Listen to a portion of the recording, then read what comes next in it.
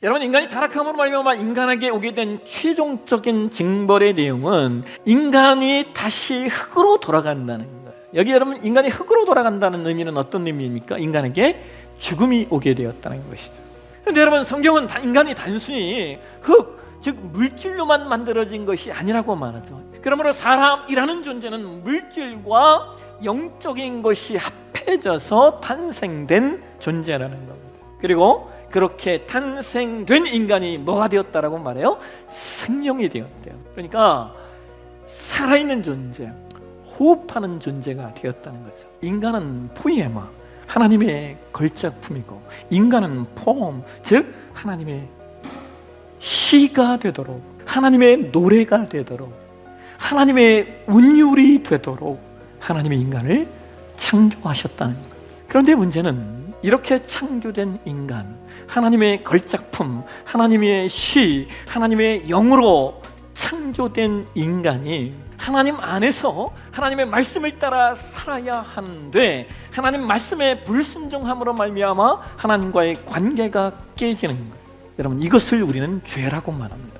죄는 하나님께서 하나님의 영, 하나님의 기운을 넣어서 창조한 인간이 하나님의 방식대로 살기를 거부하고 자신이 왕이 되어 자신의 의지대로 살려고 한 것을 가리켜 죄라고 말한다는 거예요. 하나님과 인간의 관계가 깨어져서 아담과 하와가 보인 첫 번째 반응이에요. 하나님을 피하고 숨는 겁니다.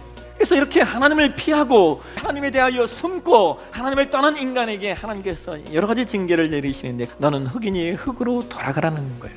육체에게 내리신 징계예요. 그래서 그 육체처럼 죽지 않는 타락한 영혼이 육체와 분리된 후에 거하게 되는 것을, 그걸 지옥이라고 말하는 겁니다.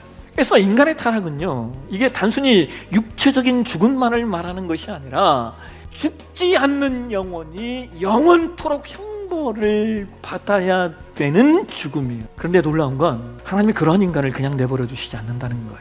그들에게 명예로운 옷을 입히시고, 그럼에도 불구하고 그들에게 제사장의 옷을 입히시고 계신 거예요. 이것이 하나님 아버지의 마음인 겁니다. 그러니까 여러분, 우리가 하나님의 사람으로 이 땅을 산다라고 하는 것은 우리 안에 바로 이 마음이 있어야 돼요.